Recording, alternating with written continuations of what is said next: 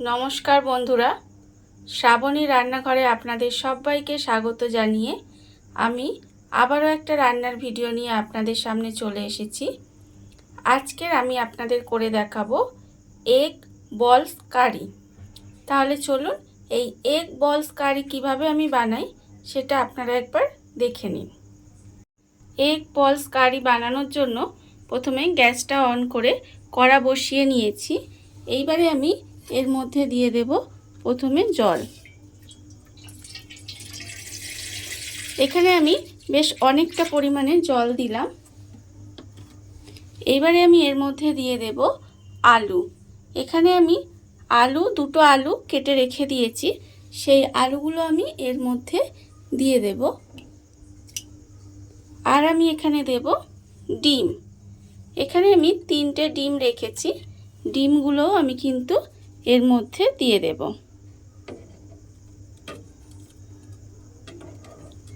ডিমগুলো আমি এর মধ্যে দিয়ে দিলাম।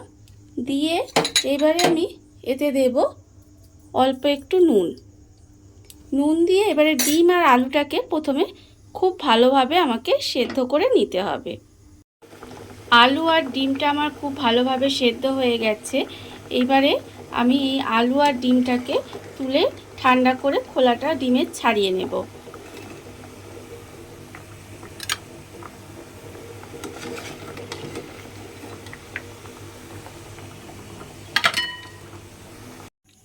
ডিম আর আলুটা ঠান্ডা করে আর ডিমের খোসাটা ছাড়িয়ে রেখে দিয়েছি। এইবারে আমি এই আলুটাকে প্রথমে এরকম একটা গ্রেটার নিয়ে নিয়েছি। আলুটাকে এইভাবে প্রথমে গ্রেটার দিয়ে আমাকে কিন্তু খুব ভালোভাবে গ্রেট করে নিতে হবে। আলুটা আমি ভালোভাবে গ্রেট করে নিয়েছি। আপনারা চাইলে কিন্তু আলুটা হাত দিয়ে ভালোভাবে মেখেও নিতে পারেন। এইবারে আমি ডিমটা কিন্তু এতে গ্রেট করে নেব। ডিমটাকেও আমাকে কিন্তু খুব ভালোভাবে গ্রেট করে নিতে হবে। আলু আর ডিমটাকে ভালোভাবে গ্রেট করে নিয়েছি। এইবারে আমি এর মধ্যে দিয়ে দেব পেঁয়াজ কুচি। এখানে একটা ছোট সাইজের পেঁয়াজ কুচিয়ে রেখেছি, সেই পেঁয়াজ কুচিটা আমি এর মধ্যে দিয়ে দিলাম। আর আমি দেব এর মধ্যে রসুন কুচি। এখানে আমি 3টে রসুনের কোয়া রেখে দিয়েছিলাম, সেই রসুন কুচিটা আমি এর মধ্যে দিয়ে দিলাম। আর আমি দেব এতে আদা কুচি, অল্প একটু আদা কুচি দিলাম। এবারে দেব আন্দাজ মতো নুন। এখানে আমি আন্দাজ মতো নুন দিয়ে দিলাম। আর দেব একটু হলুদ গুঁড়ো 1/4 চামচ মতো। আর দেব 1/4 চামচ মতো লঙ্কার গুঁড়ো।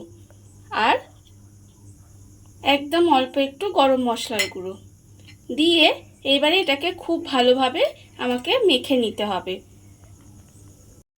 সমস্ত মশলা দিয়ে ডিম আর আলু সেদ্ধটা ভালোভাবে মেখে নিয়েছি। এবার আমি এর মধ্যে দিয়ে দেব বিস্কিটের গুঁড়ো।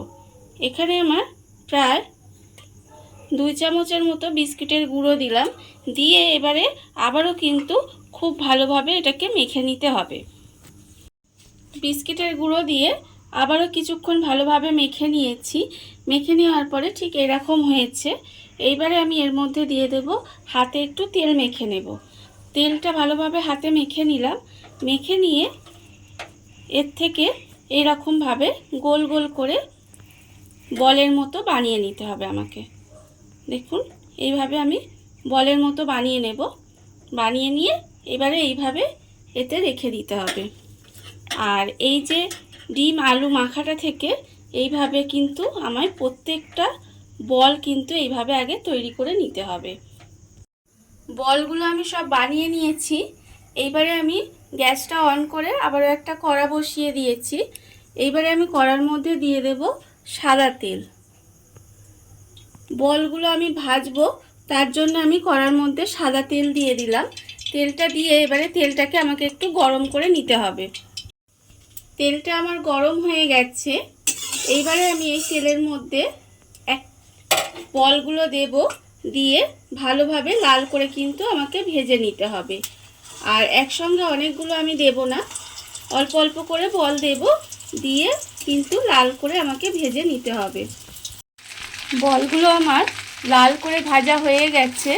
এইবারে বলগুলোকে আমি তুলে নেব। আর এইভাবে কিন্তু আমাকে প্রথমে প্রত্যেকটা বল কিন্তু ভেজে নিতে হবে। বলগুলো আমি এখানে লাল করে ভেজে রেখে দিয়েছি। এবারে আমি এর মধ্যে আমি একটা মশলা বানিয়ে নেব। আমি এখানে দিয়েছি একটা পেঁয়াজ, আর দিয়েছি অল্প একটু আদা কুচি, আর দিয়েছি 4 কোয়া রসুন, আর একটা ছোট সাইজের টমেটো। এটা দিয়ে আমি কিন্তু একটা পেস্ট বানিয়ে নিতে হবে।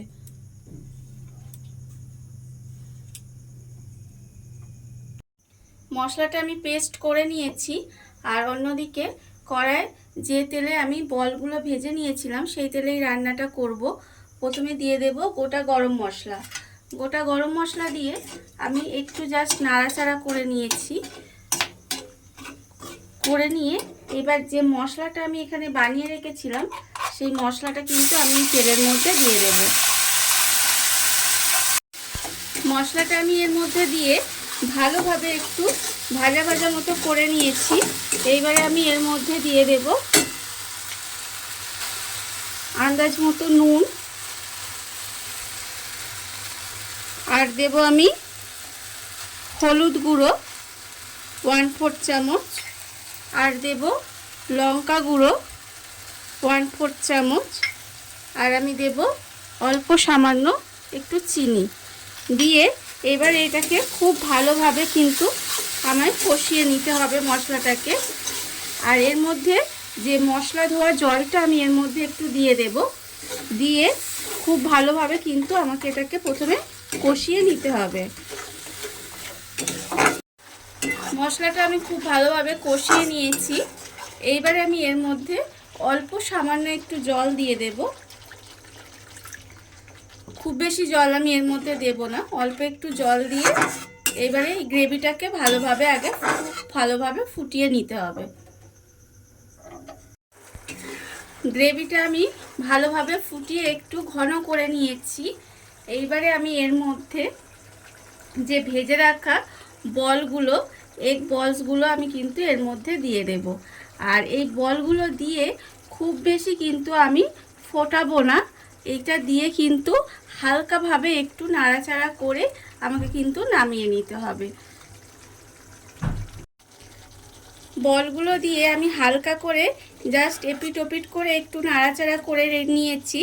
এইবারে আমি রান্নাটা আমার প্রায় হয়েই গেছে। এবারে আমি এর মধ্যে দেব অল্প একটু গরম মশলা গুঁড়ো। গরম মশলা গুঁড়ো দিয়ে এবারে কিন্তু গ্যাসটা অফ করে আমি ঢাকা দিয়ে কিছুক্ষণ এইভাবে রেখে দেব। গরম মশলাটা মিশিয়ে রেখে দিলেই কিন্তু আমার রান্নাটা রেডি হয়ে যাবে। দেখুন বন্ধুরা, কত অল্প উপকরণে কত সুন্দর একটা এগ বলস কারি রেডি হয়ে গেছে, আপনারা দেখতেই পেলেন। আর এই ভিডিওটা যদি আপনাদের ভালো লেগে থাকে তাহলে লাইক করবেন, কমেন্ট করবেন আর সাবস্ক্রাইব করবেন আমার চ্যানেলকে। আজ এই পর্যন্ত, নমস্কার।